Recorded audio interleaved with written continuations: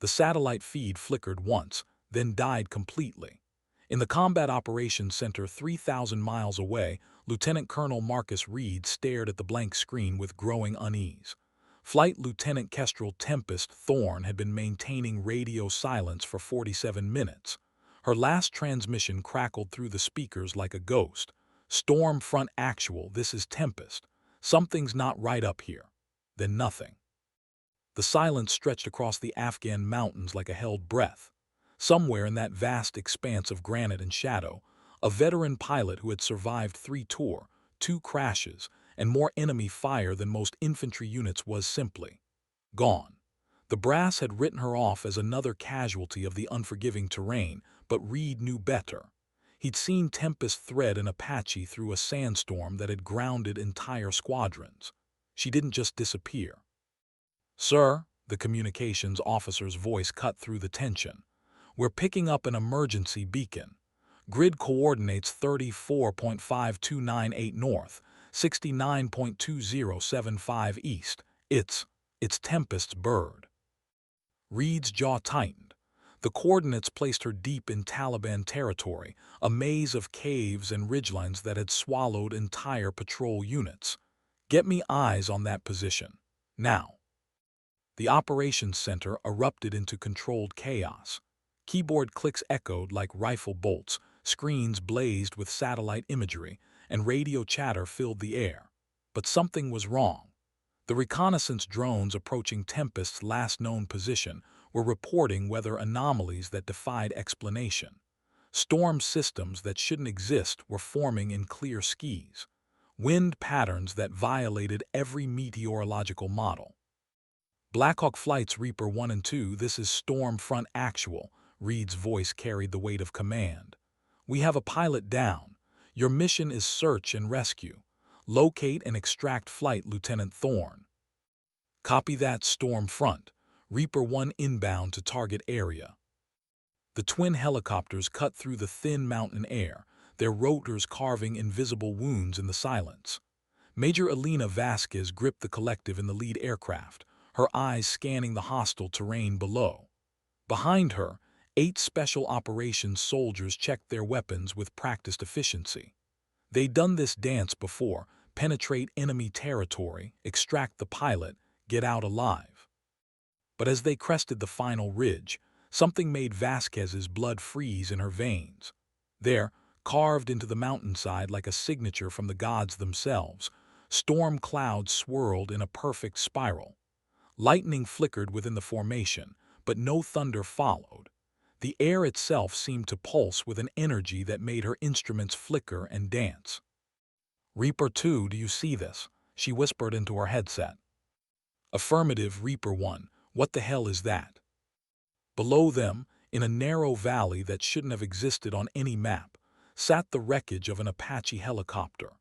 And beside it, impossibly, stood a figure in flight gear, calmly signaling them down with perfectly standard hand signals, as if she were directing traffic at an airfield rather than standing in the eye of an impossible storm.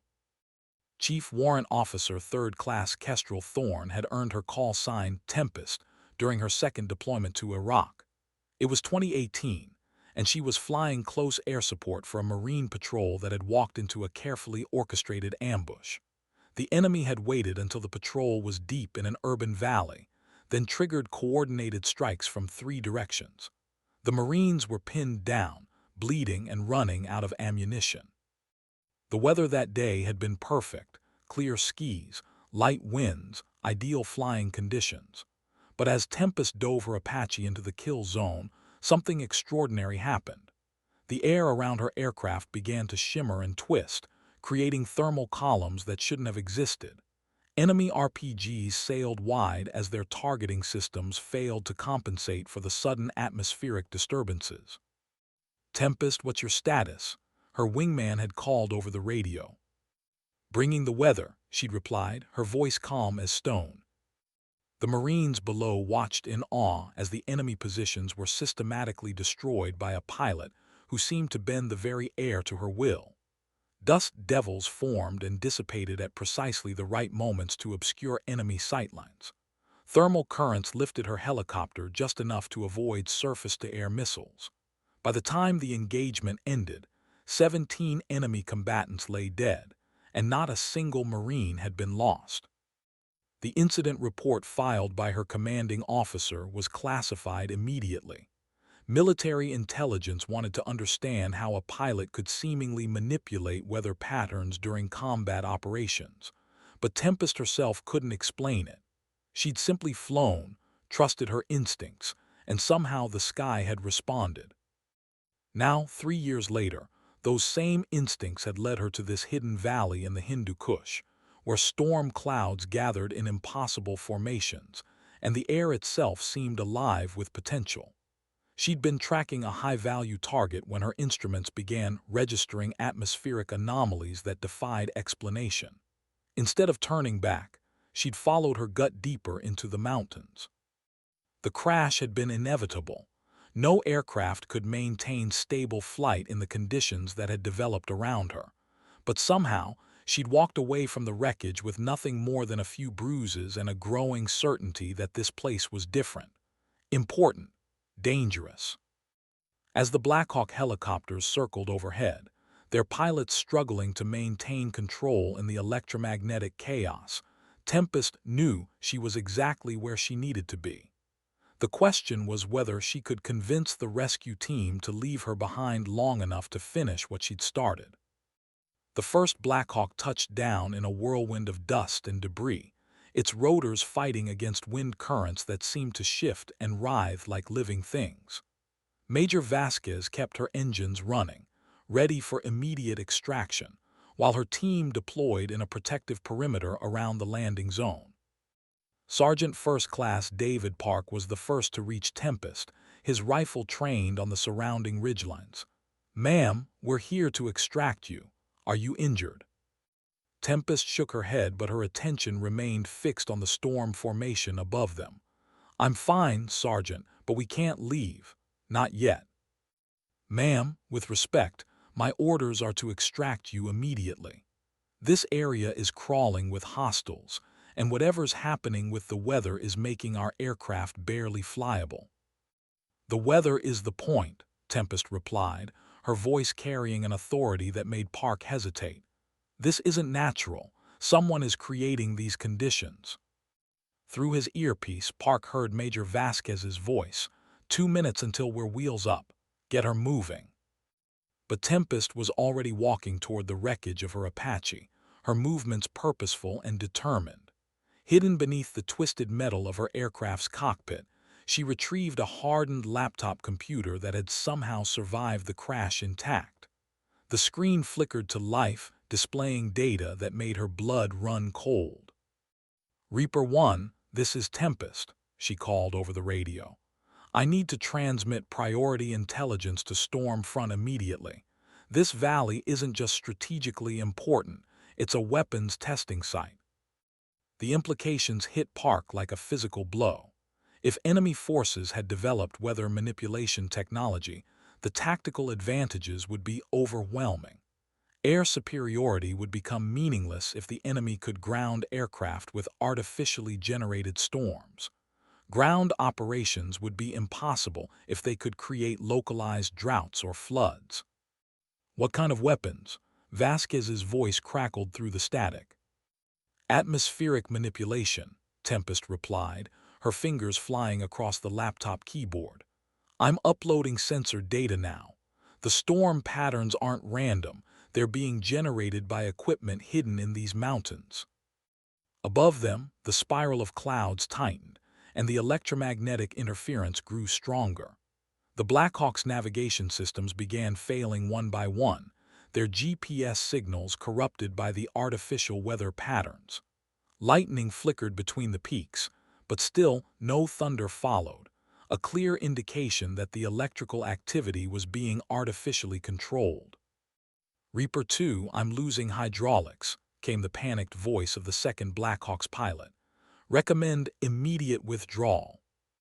But Tempest was already moving deeper into the valley, following readings on her laptop that pointed toward a cave system carved into the mountainside.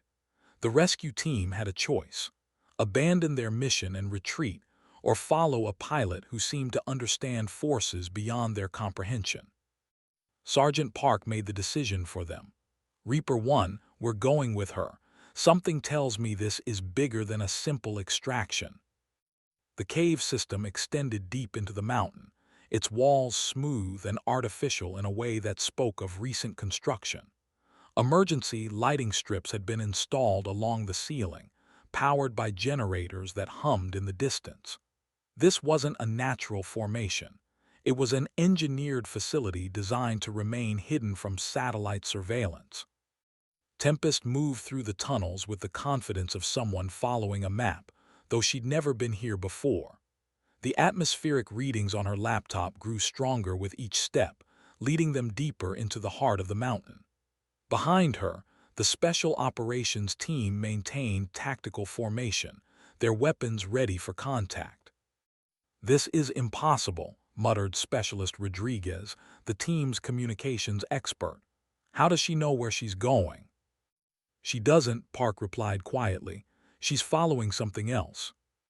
The tunnels opened into a vast cavern that had been converted into a sophisticated laboratory. Banks of computers lined the walls, their screens displaying atmospheric data from across the region.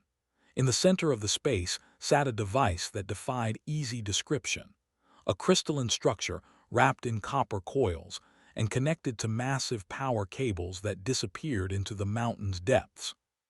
"Weather modification array," Tempest breathed, her voice filled with a mixture of awe and horror. "They're not just creating storms, they're learning to control them." The implications were staggering. If enemy forces could generate targeted weather events, they could destroy crops, flood military bases, or create perfect cover for their own operations. The balance of power in the region would shift overnight. "We need to destroy this facility," Park said, reaching for the explosive charges on his belt. "No," Tempest replied firmly. "We need to understand it first. This technology, it's not just about weather control, it's about something much more fundamental." She approached the central device, her laptop sensors registering energy patterns that seemed to pulse in rhythm with her heartbeat. The crystalline structure responded to her presence, its internal light growing brighter as she drew closer. "Ma'am," Park's voice carried a note of warning, "I don't think you should touch that." But Tempest was already extending her hand toward the device, drawn by an instinct she couldn't explain. The moment her fingers made contact with the crystal surface, the storm raging outside the mountain suddenly intensified. Thunder finally followed the lightning, shaking the entire facility. And in that moment of connection, Tempest understood. The device wasn't just controlling weather, it was amplifying something that already existed, something that had always been there, waiting for the right person to unlock its potential. The facility's alarm systems began blaring as hostile forces converged on their position. Through the tunnels came the sound of approaching footsteps and barked orders in a language Park didn't recognize. They were about to be surrounded, trapped in an underground complex with no clear exit strategy. "Reaper 1, this is ground team," Park called over the radio. "We need immediate extraction. We're about to be overrun." But the radio only returned static. The storm outside had intensified to the point where communication with the helicopters was impossible.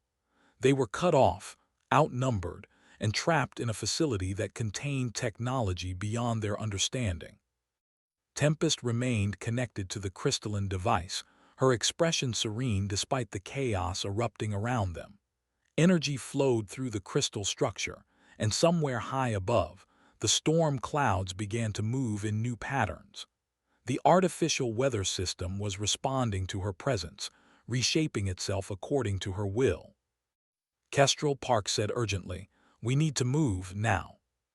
She turned to look at him, and for a moment her eyes reflected the same electric blue light that pulsed within the device. "I know, Sergeant, but first, we're going to level the playing field."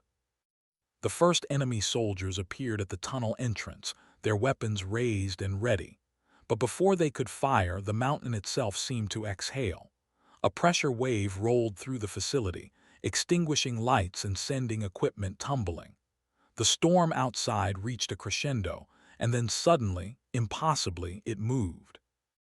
The swirling clouds descended from the sky, flowing like liquid through the mountain's passages. Lightning danced along the tunnel walls, but it harmed no one in the American team.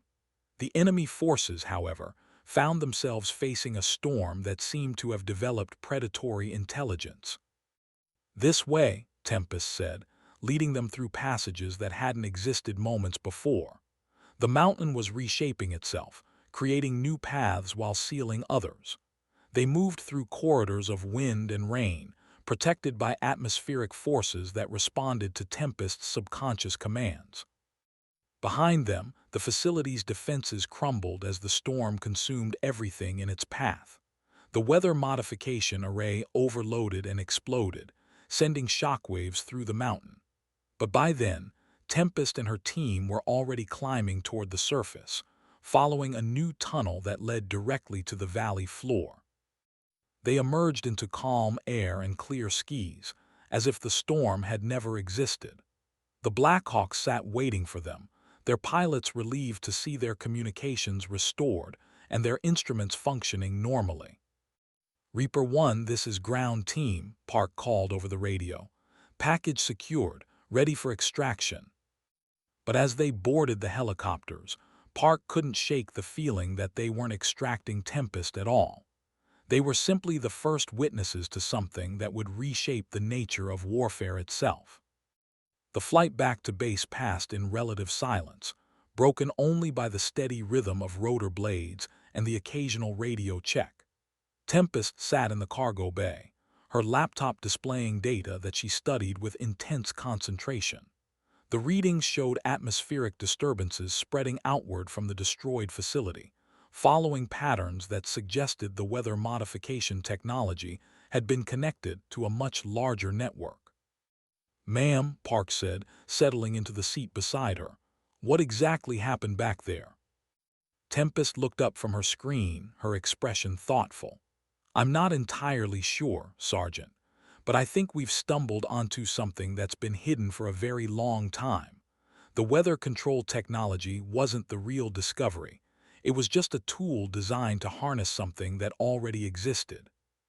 "What kind of something?" "Natural forces that some people can sense and influence. The device was designed to amplify those abilities, to weaponize them." She paused, staring out at the mountains passing below. "The question is, how many more facilities like that are out there?" Park felt a chill that had nothing to do with the altitude. If enemy forces had developed a network of weather manipulation stations, traditional military doctrine would become obsolete overnight.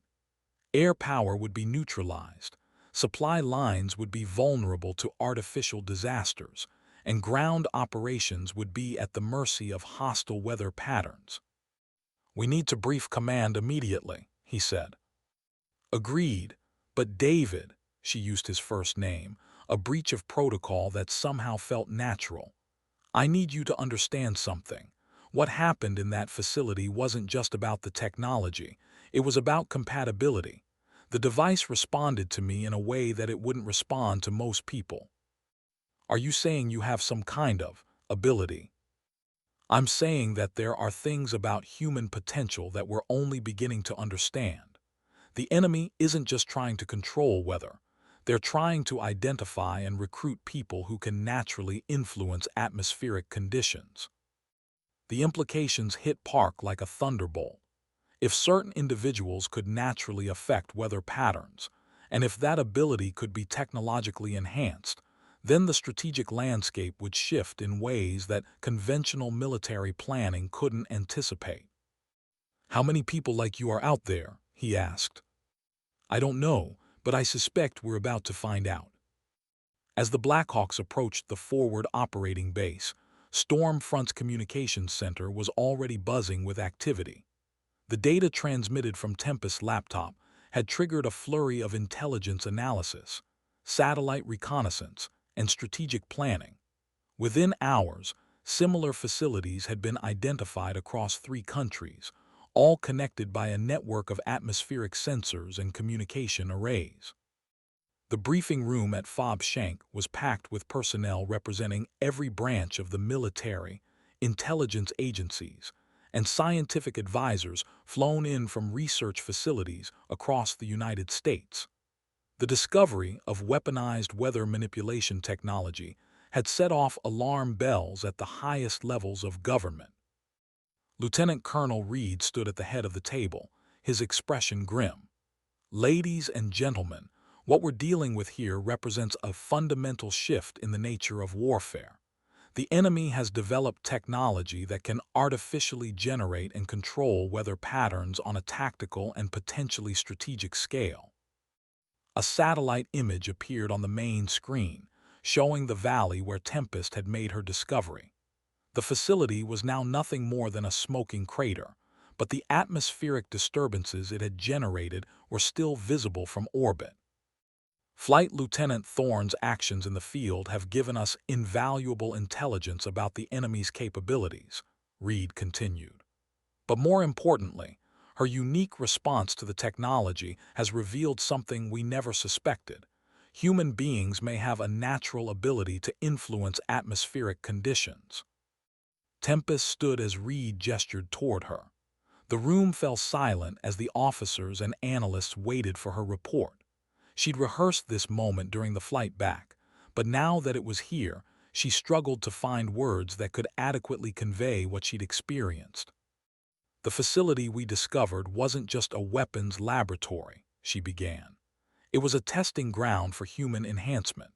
The weather modification array was designed to amplify natural abilities that most people don't even know they possess. Dr. Sarah Chen, a climatologist from the National Weather Service, leaned forward. Are you suggesting that some individuals can naturally influence weather patterns? I'm not suggesting it, Tempest replied. I'm telling you it's fact. The question is whether we can learn to identify and develop these abilities before the enemy does. With respect, Lieutenant, interrupted Colonel Williams from the intelligence section, this sounds like science fiction, weather manipulation through human consciousness. Tempest turned to face him directly. Colonel, 12 hours ago, I was trapped in an underground facility while a storm that I was somehow controlling provided cover for my escape. 6 hours ago, I guided that same storm system to destroy enemy positions while leaving my rescue team completely unharmed. This isn't science fiction, it's operational reality.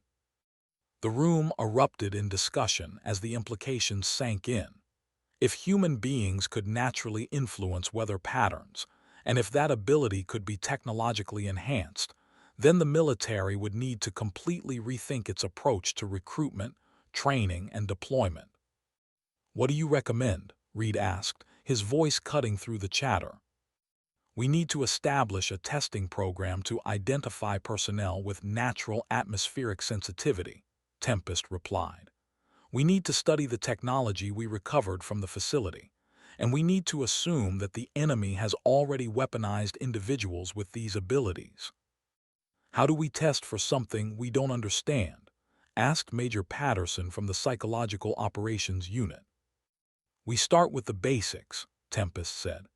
Atmospheric pressure sensitivity, electromagnetic field awareness, unusual weather prediction abilities. We look for pilots who consistently perform better in adverse conditions, meteorologists who can forecast with unusual accuracy, and soldiers who seem to have an instinctive understanding of environmental factors. Dr. Chen nodded slowly. There have been documented cases of individuals who claim to be able to sense weather changes days before they occur. We've always dismissed them as pseudoscience, but if there's a biological basis for atmospheric sensitivity, then we've been ignoring a significant military asset, Reed finished. I want a full research program established within 72 hours. Find me everyone in the military who shows signs of enhanced environmental awareness. As the briefing broke up, Tempest found herself surrounded by scientists and intelligence officers eager to understand her abilities. But her attention was drawn to a classified folder that had been placed on the table during the meeting. The cover bore the insignia of a program she'd never heard of, Project Stormcaller. "Lieutenant," Reed's voice called her aside, "there's something else we need to discuss. Your abilities aren't as unique as you might think. This program has been tracking individuals with enhanced environmental sensitivity for over a decade." He handed her the folder, and as she opened it, her blood ran cold. Inside were psychological profiles, test results, and operational reports dating back to 2015. The program had identified dozens of military personnel with varying degrees of atmospheric sensitivity, but none had shown the level of ability that Tempest had demonstrated. "Why wasn't I informed about this?" she asked. "Because until today, we thought these abilities were minor curiosities. Useful for weather prediction, maybe, but not tactically significant. Your performance in the field has changed everything." The folder contained profiles of pilots, meteorologists, and special operations personnel from across the military. Some showed enhanced weather prediction abilities. Others demonstrated unusual success in extreme environmental conditions. But none had ever displayed the level of direct weather manipulation that Tempest had achieved. "Where are these people now?" she asked. "Some are still in service, unaware that their abilities are being monitored. Others have been transferred to specialized units, and a few," Reed paused, his expression troubled, "a few have gone missing." The implications were clear. If the enemy had developed technology to identify and enhance atmospheric sensitivity, they would be actively recruiting individuals with these abilities. Military personnel with enhanced environmental awareness would be prime targets for intelligence operations. "We need to warn them," Tempest said. "Already in progress. But Kestrel, there's something else. The enemy facility you destroyed wasn't operating in isolation. We've identified similar installations across the region, and they're all connected to a central command structure." Reed activated a wall-mounted display that showed a map of Central Asia. Red dots indicated confirmed weather modification facilities, while yellow markers showed suspected locations. The pattern was clear: a network of installations designed to create coordinated atmospheric disturbances across multiple countries. "This isn't just about tactical weather control," Reed continued. "They're planning something much larger: regional climate manipulation, artificial drought conditions, maybe even the ability to generate catastrophic storms on command." Tempest studied the map, her mind racing through the possibilities. If the enemy could create artificial disasters, they could destabilize entire regions without firing a shot. Agricultural systems could be destroyed, infrastructure could be damaged by targeted storms, and military operations could be grounded by artificially generated weather patterns. "How long do we have?" she asked.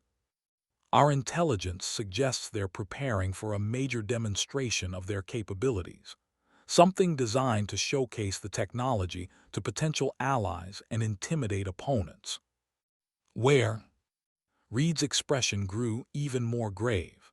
"We think they're planning to target the G7 summit in Switzerland next month, a coordinated weather attack that would demonstrate their ability to strike at the heart of Western military and economic power." The room fell silent as the implications sank in. If enemy forces could generate targeted weather events at will, no location would be safe. The traditional concepts of national security and military defense would become meaningless. "What do you need from me?" Tempest asked. "We need you to help us understand and counter their capabilities.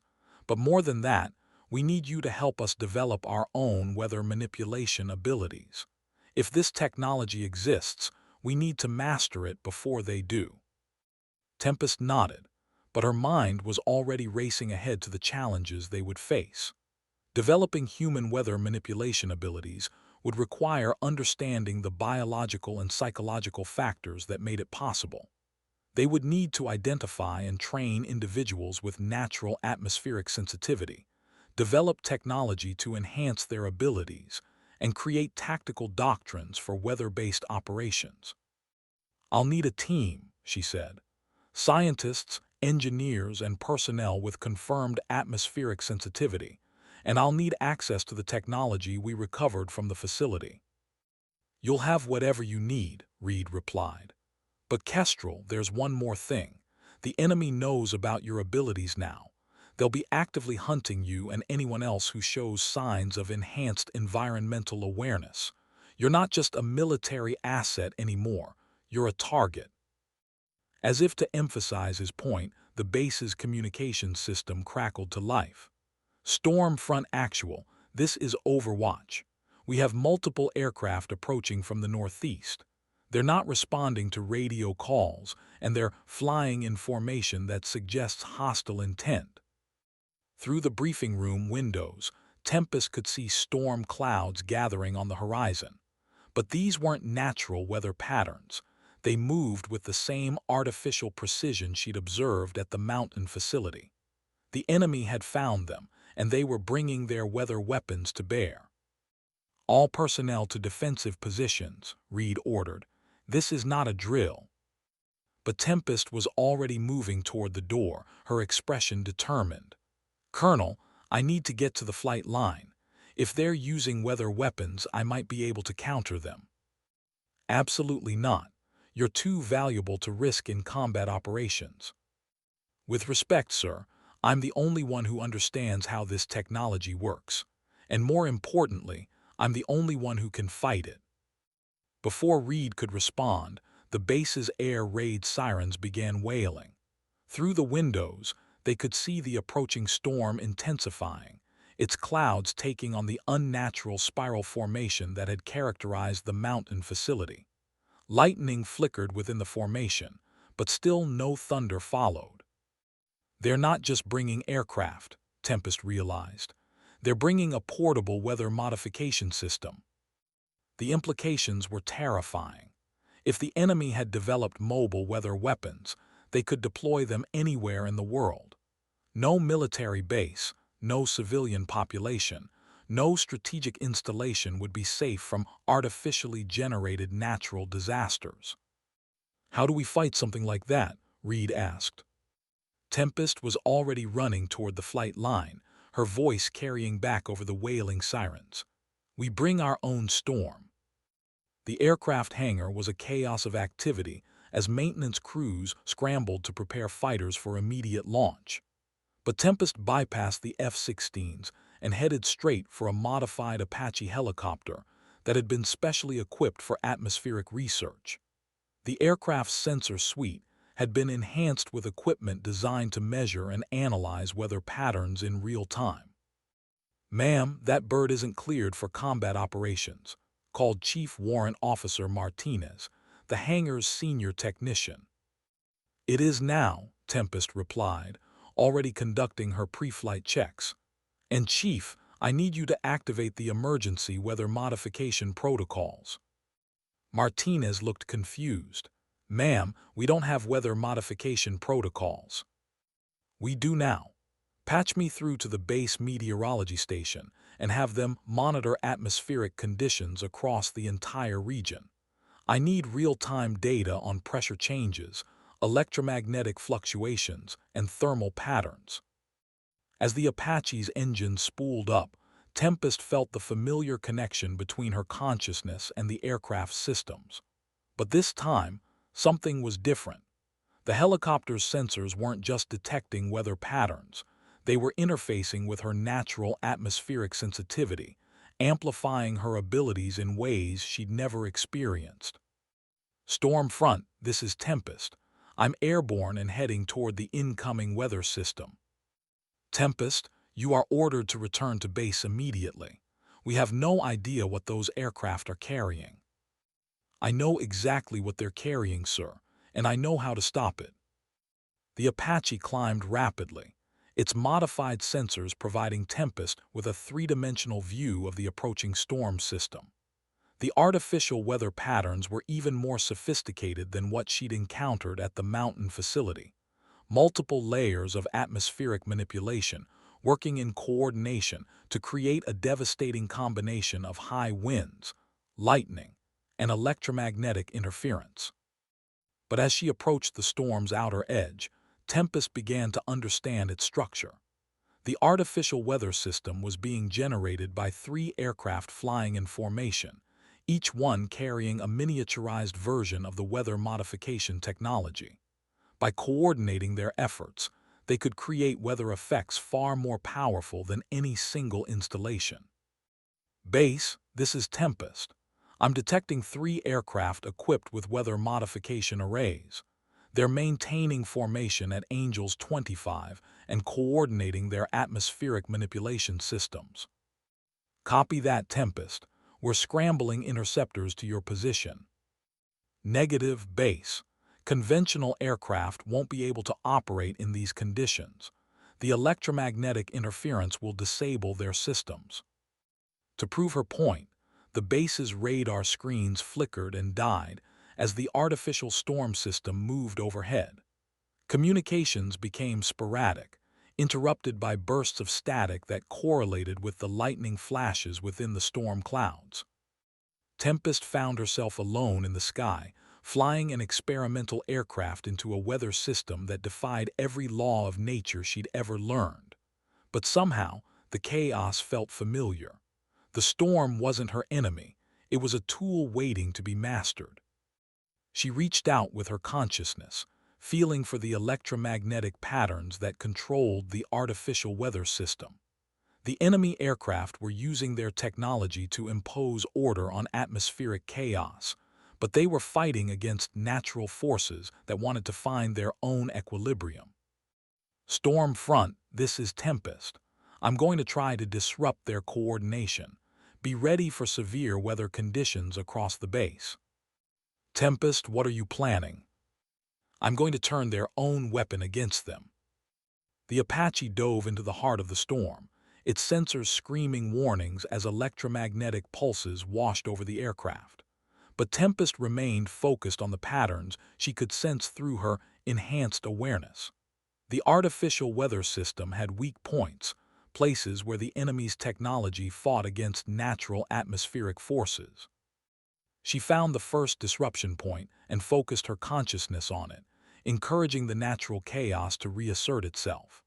The result was immediate and dramatic. A section of the storm system collapsed, creating a brief window of clear air that revealed one of the enemy aircraft. Base, I have visual on one of the hostiles. F-16 configuration with unusual external equipment pods. Can you engage? Negative. I need to maintain focus on the weather system, but I can create opportunities for ground-based defenses. As if reading her thoughts, the base's surface-to-air missile systems came online, their operators taking advantage of the brief clear air to lock onto the enemy aircraft. The first missile launch was successful, destroying one of the 3 weather modification platforms. The loss of one aircraft immediately destabilized the entire storm system. Without coordinated control, the artificial weather patterns began to collapse into natural chaos. Wind speeds increased dramatically, but the electromagnetic interference decreased, allowing the base's defensive systems to function normally. 2 more to go, Tempest muttered, banking hard to avoid a lightning strike that seemed to be following her aircraft. The remaining enemy aircraft had broken formation and were attempting to maintain their weather modification systems individually. But without coordination, their efforts were creating conflicting atmospheric patterns that were tearing the storm apart from within. Tempest seized the opportunity, reaching out with her consciousness to encourage the natural forces to reassert themselves. The artificial storm system began to turn on its creators, generating wind shears and electromagnetic pulses that made flight almost impossible. Base, this is Tempest. The hostiles are losing control of their weather systems. Recommend immediate engagement while they're vulnerable. Roger that, Tempest, missiles away. The remaining two enemy aircraft disappeared in brilliant flashes of light, their destruction marked by the complete collapse of the artificial storm system. Within minutes, the skies above the base had returned to normal, leaving only scattered clouds and the lingering smell of ozone. Storm front, this is Tempest. Threat neutralized, returning to base. Outstanding work, Tempest. How did you do it? As the Apache descended toward the flight line, Tempest considered the question. How had she managed to disrupt a sophisticated weather modification system using nothing but her natural abilities and an experimental aircraft? The answer was both simple and terrifying. I listened to the storm, she replied, and I helped it remember how to be natural. The debriefing that followed lasted 6 hours and involved personnel from every intelligence agency in the military. The enemy's attempt to use weather weapons against a major military installation had been defeated, but the implications of the attack were still being analyzed. The technology is more advanced than we initially believed, reported Dr. Chen, reviewing the atmospheric data collected during the engagement. The enemy aircraft were carrying miniaturized versions of the weather modification arrays we found at the mountain facility. If they can deploy these systems from aircraft, they can potentially create weather disturbances anywhere in the world. Lieutenant Colonel Reed studied the tactical analysis with growing concern. How many aircraft would they need to create a significant weather event? Based on today's attack, 3 aircraft working in coordination could generate storm conditions equivalent to a Category 2 hurricane. If they deployed a larger formation, Chen paused, running calculations. A squadron of 12 aircraft could potentially create weather patterns that would shut down air traffic across an entire region. And if they targeted population centers, the casualty numbers would be catastrophic. Artificial tornadoes, flash floods, electrical storms, they could create natural disasters on command. Tempest listened to the discussion with growing unease. The enemy's weather modification technology was more sophisticated than she'd initially realized, and their willingness to deploy it against military targets suggested they were preparing for a much larger operation. "What's our response?" asked Colonel Williams. "We accelerate Project Stormcaller," Reed replied. "We need to identify and train every military personnel with atmospheric sensitivity. We need to understand the technology we've recovered, and we need to develop our own weather modification capabilities. And if the enemy attacks again before we're ready." All eyes turned to Tempest.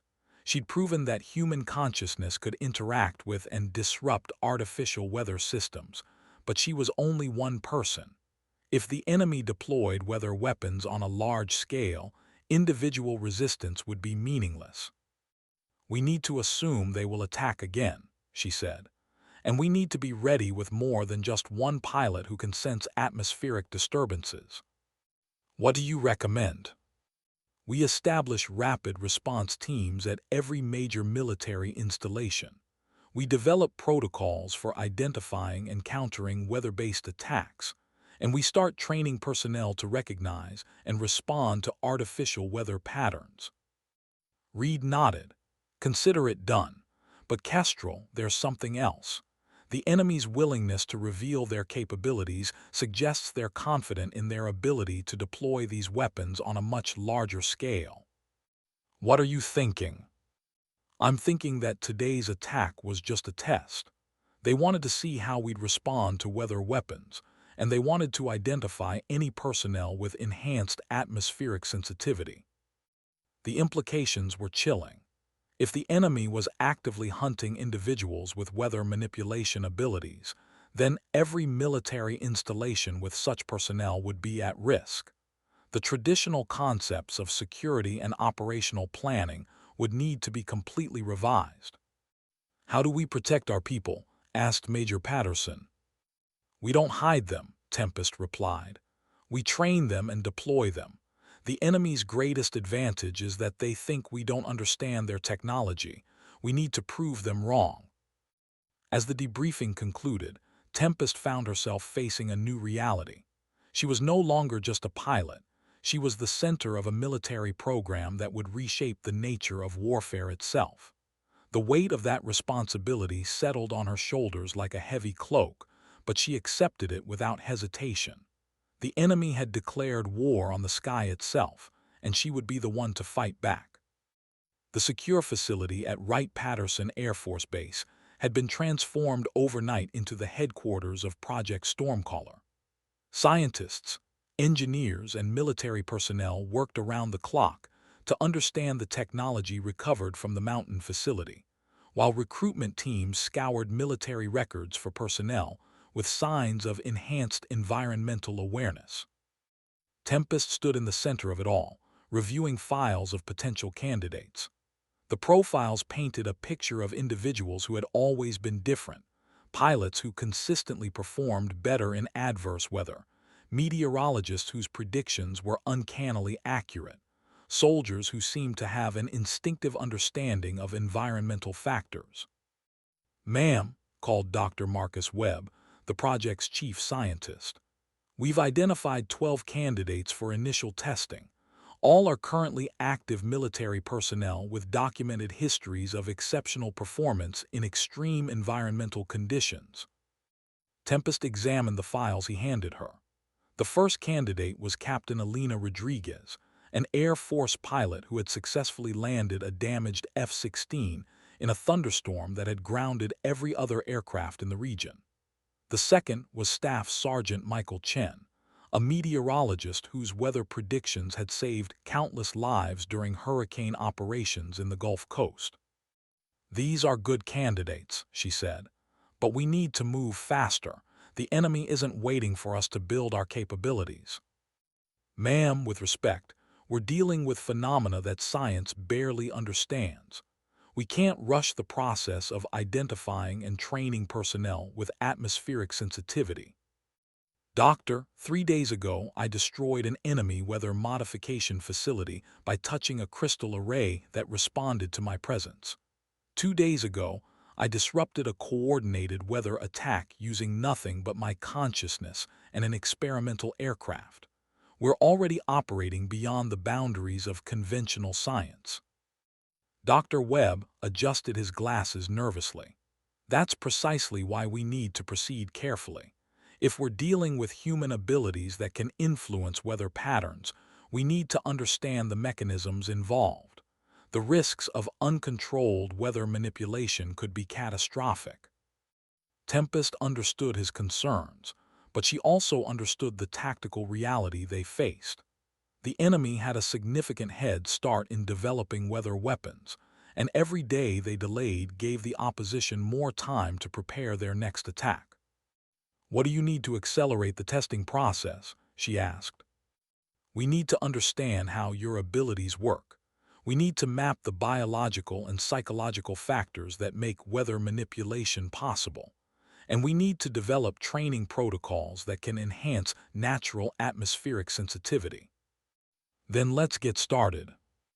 The testing chamber had been designed to replicate the conditions Tempest had experienced at the mountain facility. Atmospheric sensors monitored pressure changes, electromagnetic fields, and thermal patterns, while she attempted to demonstrate her abilities under controlled conditions. "All right, Lieutenant," Dr. Webb's voice came through the intercom. "We're going to introduce some artificial weather patterns into the chamber. I want you to try to sense and interact with them." Tempest closed her eyes and reached out with her consciousness, feeling for the electromagnetic patterns that characterized artificial weather systems. The chamber's atmosphere shifted subtly, and she could sense the presence of artificially generated air currents. "I can feel the thermal patterns," she reported. "They're artificial, too regular, too controlled. Natural weather systems have more chaos, more unpredictability." "Can you influence them?" Tempest focused her attention on the artificial air currents, encouraging them to find their natural equilibrium. The result was immediate. The chamber's atmospheric conditions shifted, and the artificial patterns collapsed into more natural configurations. Fascinating, Dr. Webb muttered. The electromagnetic readings show that you're somehow interfering with the control systems generating the artificial weather patterns.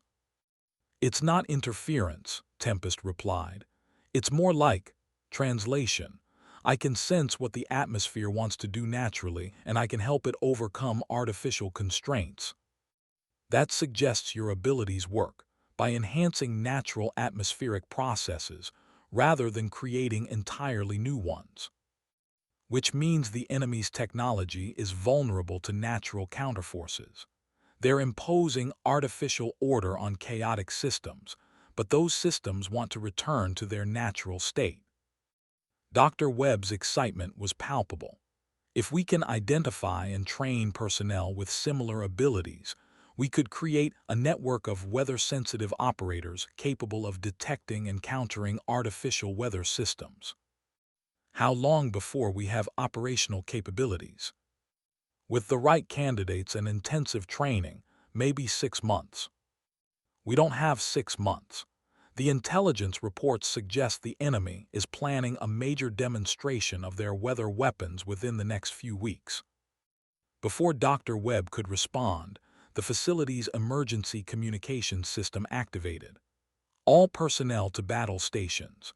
We have multiple aircraft approaching from the south. They're not responding to radio calls, and satellite imagery shows unusual atmospheric disturbances accompanying the formation. Tempest was already moving toward the exit. Doctor, continue the testing with the other candidates. I need to get airborne. Lieutenant, you can't keep facing these threats alone. What if something happens to you? Then you'd better train replacements as quickly as possible. The modified Apache helicopter had been further enhanced with additional atmospheric sensors and communication equipment that allowed real-time coordination with ground-based weather monitoring stations. As Tempest lifted off from Wright-Patterson, she was connected to a network of meteorologists and scientists who could analyze the approaching weather weapons in real time. Storm front, this is Tempest. I'm airborne and heading toward the incoming formation. What's our tactical situation? Tempest, we have 6 aircraft in formation, approaching from the south at Angels 30. They're generating coordinated atmospheric disturbances that are interfering with our radar systems. Any idea what they're targeting? Based on their flight path, they're heading for the National Weather Service's Storm Prediction Center in Norman, Oklahoma. If they destroy that facility, they'll severely compromise our ability to track and predict weather patterns across the entire central United States. The implications were staggering. The Storm Prediction Center was responsible for issuing tornado warnings, severe weather alerts, and long-term forecasts that affected millions of people. If the enemy destroyed that facility using weather weapons, they would be demonstrating their ability to disrupt the entire national weather monitoring system. ETA to intercept. 12 minutes at current speed. Tempest pushed the Apache to its maximum velocity, but she knew she would be facing odds that were significantly worse than her previous encounters. 6 aircraft carrying weather modification systems could generate atmospheric disturbances that would make her earlier battles look like minor skirmishes. As she approached the enemy formation, her enhanced sensors began detecting the artificial weather patterns they were generating. The enemy had learned from their previous failures. Instead of creating a single large storm system, they were generating multiple smaller disturbances that were harder to detect and counter. Storm front, this is Tempest. I'm picking up multiple artificial weather systems. They're using a distributed approach, 6 independent weather modification arrays working in loose coordination. Can you counter them? I'm going to try, but I'll need backup. Alert the Norman facility and have them prepare for severe weather conditions. The first enemy aircraft came into visual range, and Tempest could see the modifications that had been made to its external configuration. The weather modification array was smaller and more sophisticated than the systems she'd encountered before, designed for rapid deployment and maximum effectiveness. She reached out with her consciousness, feeling for the electromagnetic patterns that controlled the artificial weather system. But this time, something was different. The enemy's technology had been modified to resist her interference, incorporating countermeasures designed to maintain artificial weather patterns even when subjected to natural counterforces. They've adapted, she realized. The enemy has modified their systems to counter my abilities. What does that mean? It means they're specifically hunting me. They know what I can do, and they've developed technology designed to neutralize my effectiveness. The tactical situation had become significantly more complex. The enemy wasn't just deploying weather weapons. They were deploying weather weapons specifically designed to counter her abilities. This suggested a level of intelligence gathering and technological development that was far more sophisticated than anyone had imagined. Storm Front, I'm going to need a different approach. Can you patch me through to the test candidates at Wright-Patterson? Tempest, those personnel haven't completed their training. They're not ready for combat operations. They're going to have to be ready. I can't counter 6 modified weather systems by myself. Within minutes, Tempest found herself in radio contact with the 12 candidates who had been identified for Project Stormcaller. Most were still at their home bases, but several were already en route to Wright-Patterson for testing. "This is Flight Lieutenant Thorne," she announced over the secure channel. "I need everyone to listen carefully. We're facing an enemy formation equipped with weather modification systems that have been specifically designed to counter natural atmospheric interference." "Ma'am, we haven't been trained for this kind of operation," came the voice of Captain Rodriguez. "I know, but we're out of time. The enemy is about to attack the National Weather Service's Storm Prediction Center. If they succeed, they'll demonstrate their ability to disrupt our entire weather monitoring system." "What do you need us to do?" "I need you to reach out with your consciousness and feel for artificial weather patterns. You all have enhanced environmental awareness. Trust your instincts and try to sense what's happening in the atmosphere around you." The response was immediate and encouraging. Voices came over the radio from bases across the country, reporting unusual atmospheric sensations and electromagnetic disturbances. "Ma'am, this is Staff Sergeant Chen at Offutt Air Force Base. I'm detecting pressure changes that don't match any natural weather patterns." "Ma'am, this is Lieutenant Walker at MacDill. I'm sensing electromagnetic interference that's moving in a coordinated pattern." "Outstanding," Tempest replied. "Everyone who can sense artificial weather patterns, I need you to focus on disrupting them. Don't try to control the weather, just encourage it to return to its natural state." The effect was immediate and dramatic. Across the central United States, the enemy's distributed weather modification systems began experiencing interference. The artificial patterns they had generated started to collapse as multiple individuals simultaneously encouraged natural atmospheric processes to reassert themselves. "Storm Front, this is Tempest. The enemy formation is losing coordination. Their weather systems are being disrupted by personnel at multiple locations." "How is that possible?" "Because we're not fighting them alone anymore. We have a network of weather-sensitive personnel who can sense and counter artificial atmospheric manipulation." The enemy aircraft began breaking formation as their coordinated weather systems collapsed. Without the protection of artificial storm patterns, they became vulnerable to conventional air defenses. "All units, this is Storm Front.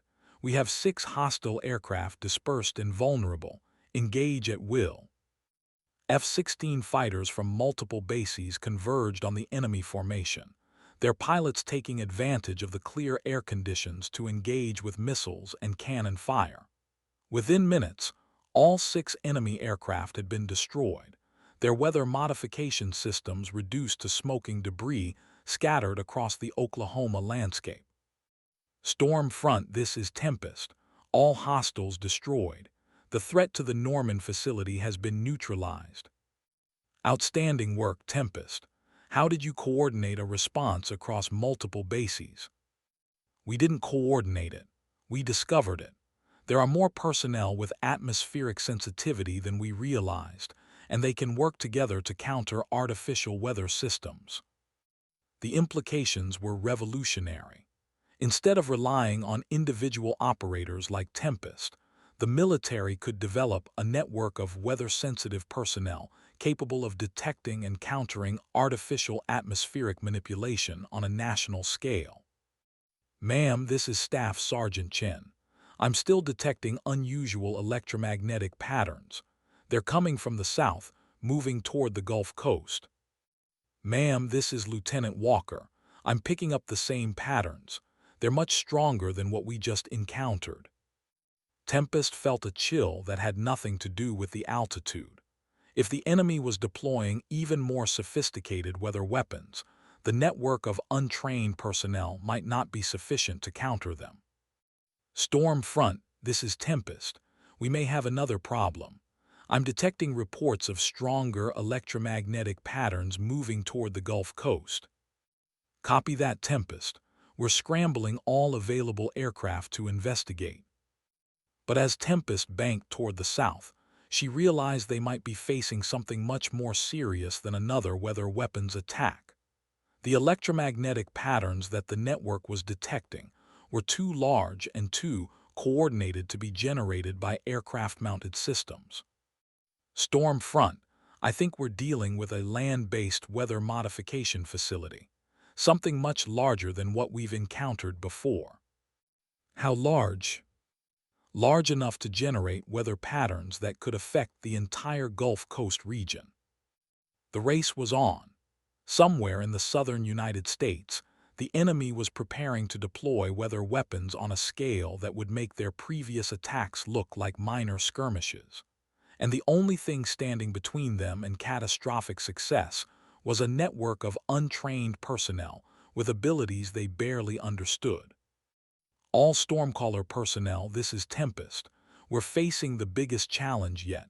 Stay alert, trust your instincts, and remember, we're not just fighting for military advantage. We're fighting for the right to have natural weather. As the Apache helicopter raced toward the Gulf Coast, Tempest realized that the war for control of the atmosphere had only just begun. The enemy had revealed their true capabilities, and the response would determine whether human beings would continue to live under natural skis or become subjects of artificially controlled weather systems. The storm clouds gathering on the horizon weren't natural, and they weren't small. They were the opening moves in a conflict that would reshape the very nature of warfare itself. The Gulf Coast facility was hidden beneath an abandoned oil platform in the waters off Louisiana, its presence masked by the industrial infrastructure that dotted the region. But to Tempest's enhanced senses, it blazed like a beacon in the electromagnetic spectrum, its massive weather modification arrays drawing power from geothermal sources deep beneath the ocean floor. Storm front, this is Tempest. I've located the source of the electromagnetic patterns. It's a major installation, much larger than anything we've encountered before. What's your assessment?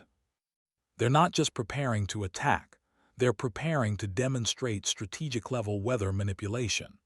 This facility could generate artificial hurricanes, redirect existing storm systems, or create drought conditions across multiple states. The implications were staggering. If the enemy could control weather patterns on a regional scale, they could hold entire populations hostage. Agricultural systems could be destroyed, coastal cities could be flooded, and military operations could be grounded by artificially generated severe weather. What are your orders? Maintain position and gather intelligence. We're mobilizing every available asset to deal with this threat. But as Tempest circled the facility, she realized that conventional military assets would be useless against a weather manipulation system of this magnitude. The facility was already generating atmospheric disturbances that were interfering with satellite communications and radar systems. Any attack would have to be coordinated through the network of weather-sensitive personnel. All Stormcaller personnel, this is Tempest. We're facing a major weather modification facility. I need everyone to focus on the Gulf Coast region and report any unusual atmospheric sensations. The response was immediate and alarming. Personnel from across the country reported sensing massive electromagnetic disturbances, artificial pressure patterns, and thermal anomalies that suggested the facility was preparing to generate weather systems of unprecedented power. Ma'am, this is Staff Sergeant Chen. I'm detecting pressure changes that suggest they're preparing to generate a major storm system. Ma'am, this is Lieutenant Walker. The electromagnetic patterns are intensifying rapidly. Whatever they're planning, it's happening soon.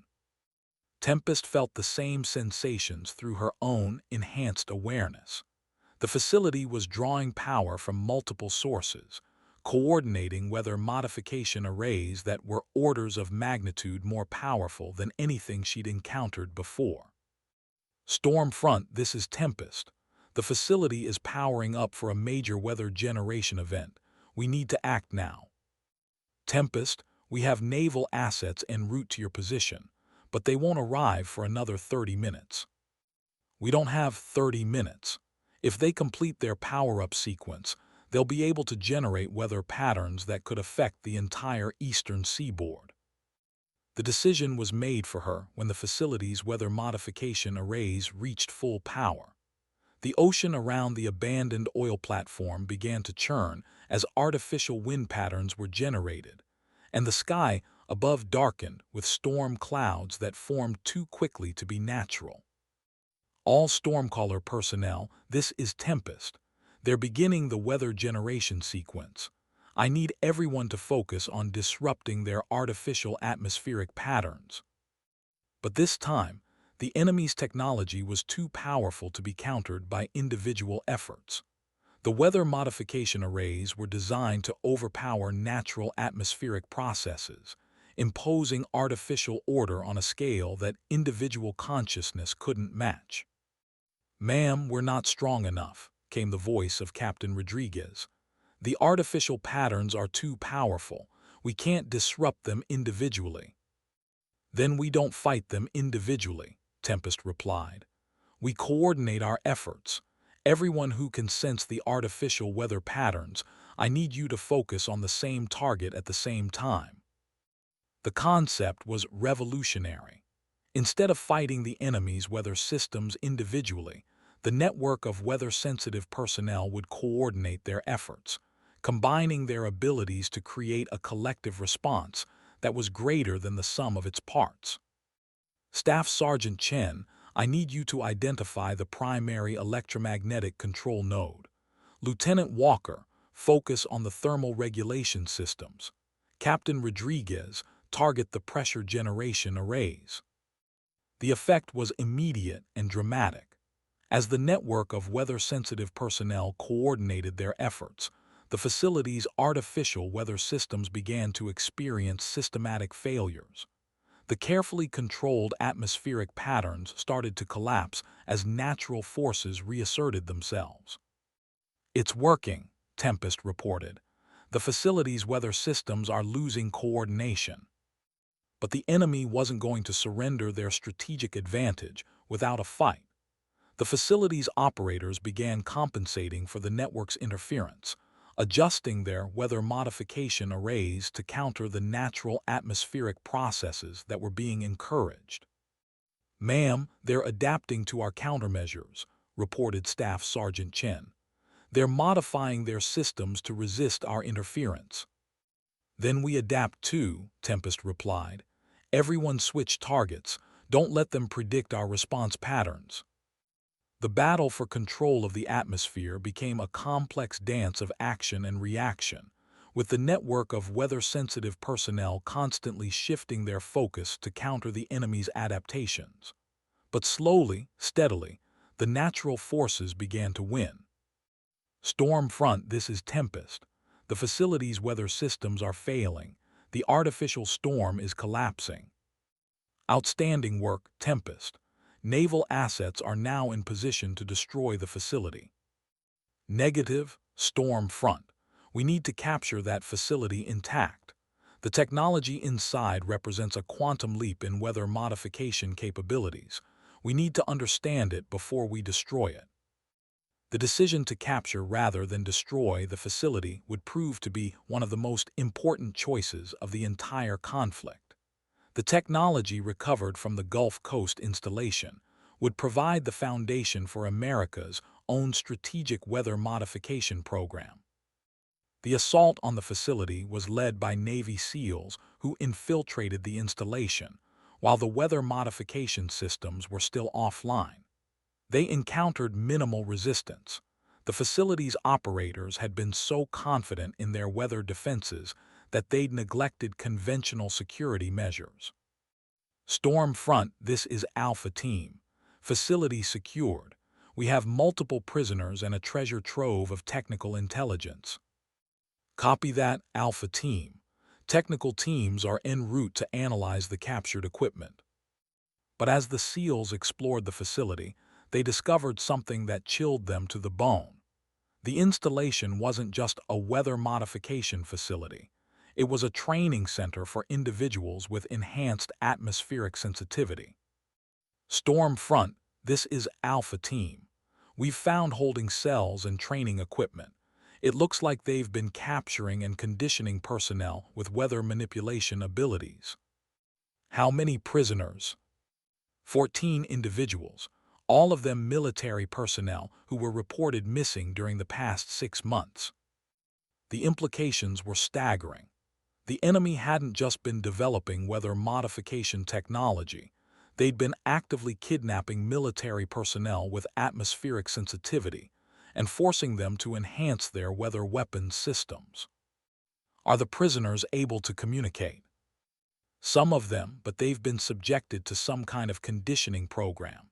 They're claiming they were recruited voluntarily to work on weather research. Tempest felt sick.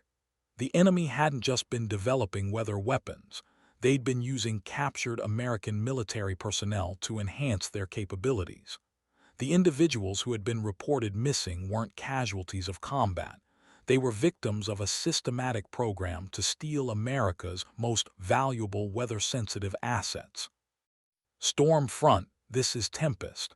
I need to talk to those prisoners. If they've been conditioned by the enemy, I might be able to help them recover their natural abilities. Tempest, that's not your mission. Let the specialists handle the prisoner recovery. Sir, with respect, I am the specialist. I understand these abilities better than anyone, and I might be the only one who can help them break free from whatever conditioning they've been subjected to. The prisoner recovery process would prove to be one of the most challenging aspects of the entire operation. The captured personnel had been subjected to sophisticated psychological conditioning, designed to make them believe they were working voluntarily on weather research rather than being forced to enhance enemy weapon systems. Lieutenant Commander Sarah Phillips, United States Navy, the first prisoner, identified herself. I was recruited for Project Blue Sky 6 months ago. We were told we were developing weather modification technology to prevent natural disasters. Commander, Project Blue Sky doesn't exist, Tempest replied gently. You were captured and conditioned by enemy forces. They used your natural atmospheric sensitivity to enhance their weather weapons. That's impossible. I volunteered for the program. I remember filling out the application forms, attending the briefings, meeting the research team. Those are false memories implanted during the conditioning process. The enemy has been using captured American personnel to enhance their weather modification capabilities. The process of helping the prisoners recover their true memories would take weeks, but gradually, their natural abilities began to reassert themselves. Free from the artificial constraints imposed by their conditioning, they became valuable assets in the growing network of weather-sensitive personnel. "Ma'am, I remember now," Commander Phillips said during one of their sessions. "They didn't just force us to enhance their weather systems. They were studying our abilities, learning how to identify and recruit other personnel with similar capabilities." "What else do you remember?" "They have installations all over the world. The Gulf Coast facility was just one node in a global network. They're planning something much larger than regional weather manipulation." "What kind of something?" "Global climate control. They want to be able to manipulate weather patterns on a planetary scale." The intelligence recovered from the Gulf Coast facility painted a picture of an enemy organization that was far more sophisticated and ambitious than anyone had imagined. They weren't just developing weather weapons for tactical advantage. They were building a global infrastructure that would allow them to control climate patterns across the entire planet. "Storm front, this is Tempest. Based on the intelligence we've recovered, the enemy is planning to deploy global weather modification capabilities. We need to accelerate Project Stormcaller immediately." "What do you recommend?" "We need to expand the network of weather-sensitive personnel to a global scale. We need to identify and train individuals with atmospheric sensitivity in every allied nation. And we need to develop our own strategic weather modification capabilities." "How long do we have?" Based on the intelligence from the captured facility, they're planning a demonstration of global weather control within the next 60 days. If they succeed, they'll be able to hold the entire planet hostage. The race was on. Project Stormcaller was expanded from a small research program to a global military priority.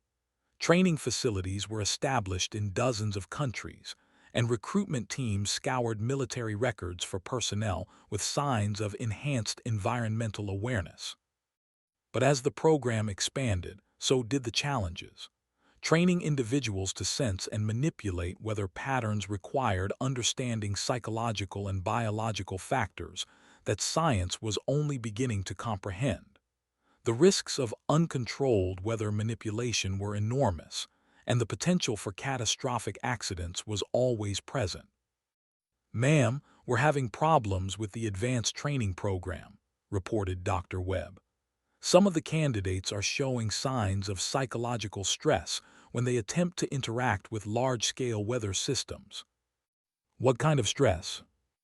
"Dissociation, identity confusion, and in some cases, complete loss of individual consciousness. It's as if they're becoming merged with the atmospheric systems they're trying to manipulate." The implications were terrifying. If individuals with enhanced atmospheric sensitivity could lose their individual identity when interacting with large-scale weather systems, the training program could be creating psychological casualties rather than effective operators. "Have you identified any common factors among the individuals experiencing problems?" "They're all highly skilled operators who are attempting to manipulate weather systems that are beyond their natural capabilities.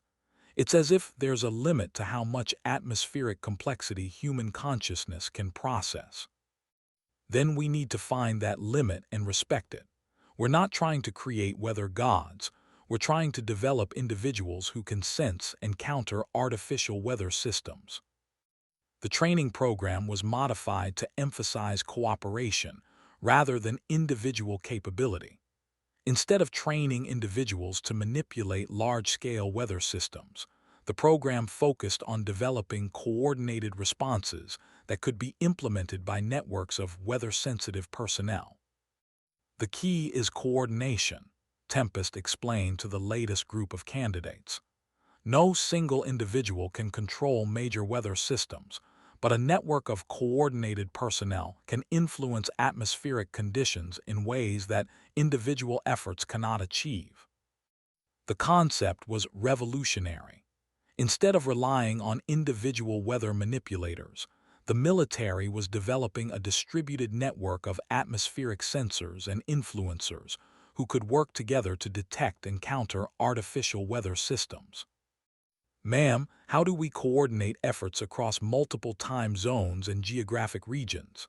Asked Major Thompson, one of the senior training officers. We develop protocols for rapid communication and coordinated response. We create a global network of weather-sensitive personnel who can respond to artificial weather threats wherever they occur. But as the training program expanded, so did the enemy's efforts to counter it. Intelligence reports indicated that hostile forces were actively hunting individuals with enhanced atmospheric sensitivity, using sophisticated detection equipment to identify and target weather-sensitive personnel. Storm front, this is Tempest. We're receiving reports of attacks on training facilities in 3 different countries. The enemy is actively targeting our weather-sensitive personnel. What's the nature of the attacks? Targeted assassinations and kidnapping attempts. They're using the same tactics they used to capture the personnel we recovered from the Gulf Coast facility. Security for all training facilities has been increased to maximum levels. All personnel with confirmed atmospheric sensitivity are now under protective custody. But the enemy's campaign against weather-sensitive personnel was just the beginning. Intelligence reports indicated that they were preparing to deploy their global weather modification system, and the window for effective countermeasures was rapidly closing. Ma'am, we're detecting massive electromagnetic signatures from installations across 6 continents, reported Staff Sergeant Chen. They're powering up their global weather modification network. How long before they reach full operational capability? Based on the power consumption patterns, approximately 72 hours. The final phase of the conflict was about to begin. The enemy was preparing to demonstrate their ability to control weather patterns on a global scale, and the only thing standing between them and success was a network of weather-sensitive personnel who had been training for less than 2 months. All Stormcaller personnel, this is Tempest. The enemy is preparing to activate their global weather modification system. In 72 hours, they'll attempt to demonstrate their ability to control climate patterns across the entire planet. The response was immediate and determined. Voices came over the secure communications network from dozens of countries, reporting readiness to engage in what would be the most important battle in the history of atmospheric warfare. Ma'am, this is the European network. 15 trained personnel ready for coordinated response. Ma'am, this is the Pacific network. 22 personnel standing by for atmospheric engagement. Ma'am, this is the African network. 8 personnel ready for weather defense operations. The global network of weather-sensitive personnel was ready for its ultimate test.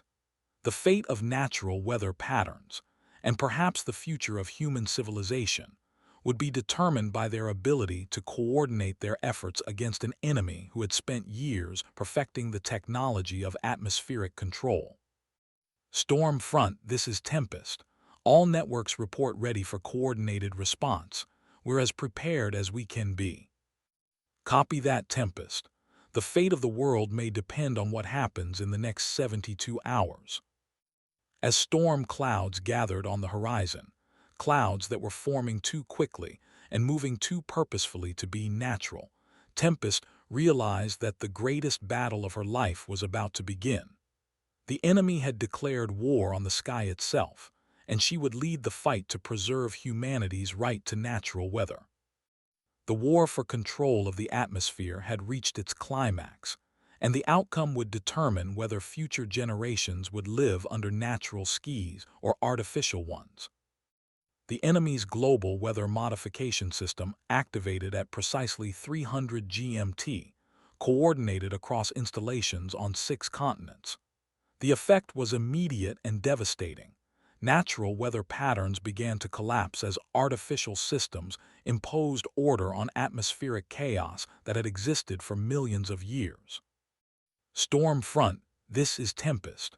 The global weather modification system is online. We're detecting artificial weather patterns from the Arctic to Antarctica. What's the scope of the artificial weather generation? They're not just creating individual storms, they're restructuring entire climate systems.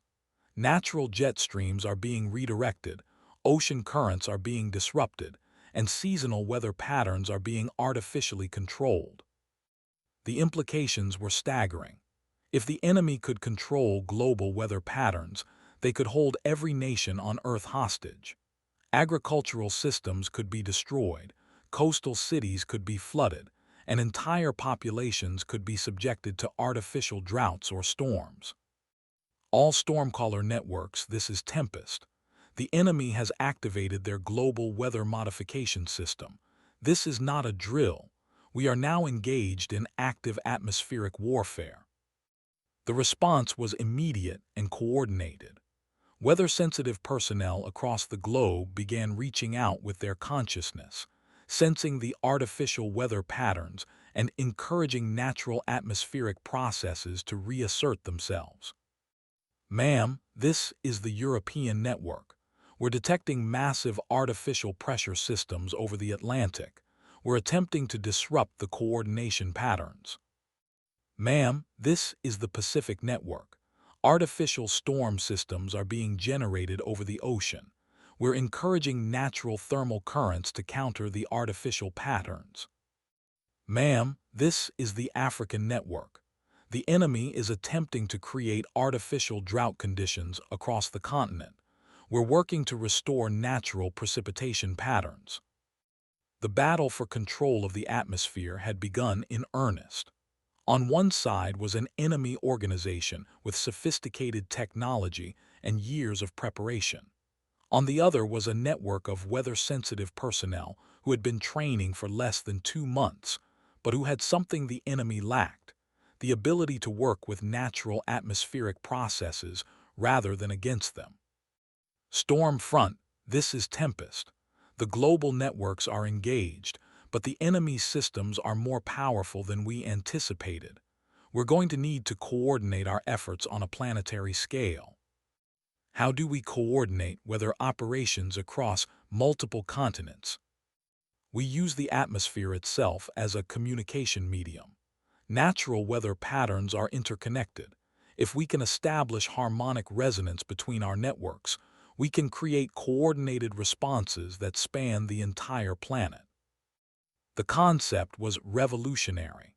Instead of trying to coordinate individual responses through conventional communications, the global network of weather-sensitive personnel would use atmospheric connections to create a unified response that could counter the enemy's artificial weather systems. All networks, this is Tempest. We're going to attempt planetary-scale coordination. I need everyone to focus on the same atmospheric harmonic frequency. We're going to turn the entire planet's weather system into a single coordinated response. The effect was immediate and extraordinary. As weather-sensitive personnel across the globe synchronized their efforts, the planet's atmosphere began to respond as a unified system. Natural weather patterns that had been disrupted by artificial systems began to reassert themselves with unprecedented power. Ma'am, the artificial weather systems are losing coordination, reported Staff Sergeant Chen. The natural atmospheric processes are becoming dominant. Ma'am, we're detecting system failures at enemy installations across multiple continents, added Lieutenant Walker. Their weather modification arrays are being overloaded by the natural atmospheric responses. But the enemy wasn't going to surrender their global weather control system without a fight. Intelligence reports indicated that they were preparing to overload their weather modification arrays, creating artificial weather systems so powerful that they would overwhelm natural atmospheric processes regardless of the consequences. Storm front, this is Tempest. The enemy is preparing to overload their global weather modification system. If they succeed, they'll create artificial weather patterns that could destabilize the entire planet's climate. What would that mean? Global atmospheric chaos. Natural weather patterns would be permanently disrupted, and the planet's climate would become completely artificial. We'd be living in a world where every weather event was controlled by whoever had access to the modification technology. The stakes had been raised to an almost unimaginable level. The enemy was prepared to risk global climate catastrophe rather than surrender their control of weather systems. All networks, this is Tempest. The enemy is preparing to overload their global weather modification system. We need to coordinate a planetary-scale response that will permanently disable their artificial weather capabilities. "Ma'am, what you're describing could be dangerous," came the voice of Dr. Webb. "If we coordinate weather-sensitive personnel on a planetary scale, we could create natural atmospheric responses that are beyond our ability to control." "Doctor, the enemy is about to destabilize the entire planet's climate. We don't have the luxury of safe options anymore."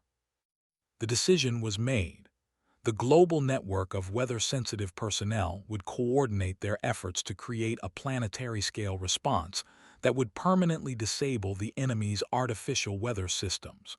The risks were enormous, but the alternative was global climate catastrophe. "All networks, this is Tempest. We're going to coordinate a planetary-scale atmospheric response. I need everyone to focus on encouraging natural weather patterns to reassert themselves with maximum power." The response was immediate and unprecedented. Weather-sensitive personnel across the globe synchronized their efforts, creating a coordinated atmospheric response that spanned the entire planet. Natural weather patterns that had been suppressed by artificial systems began to reassert themselves with extraordinary power. "Ma'am, we're detecting massive natural weather responses across all continents," reported Staff Sergeant Chen. "Hurricanes, tornadoes, thunderstorms, all natural systems are activating simultaneously." "Ma'am, the enemy's weather modification installations are being overwhelmed," added Lieutenant Walker. "Their artificial systems can't maintain control against coordinated natural responses of this magnitude." But the planetary-scale coordination was having unexpected effects. As weather-sensitive personnel synchronized their efforts across the globe, they began to experience a form of collective consciousness that transcended individual identity. "Ma'am, I'm sensing thoughts and emotions from personnel in other networks," reported Captain Rodriguez. "It's as if we're all becoming connected through the atmospheric systems we're influencing." "Ma'am, the same thing is happening to our network," confirmed Commander Phillips. "We're experiencing shared consciousness on a scale that's unprecedented." The implications were both fascinating and terrifying. The global network of weather-sensitive personnel wasn't just coordinating their efforts. They were becoming a collective intelligence that was connected through the planet's atmospheric systems. "Stormfront this,"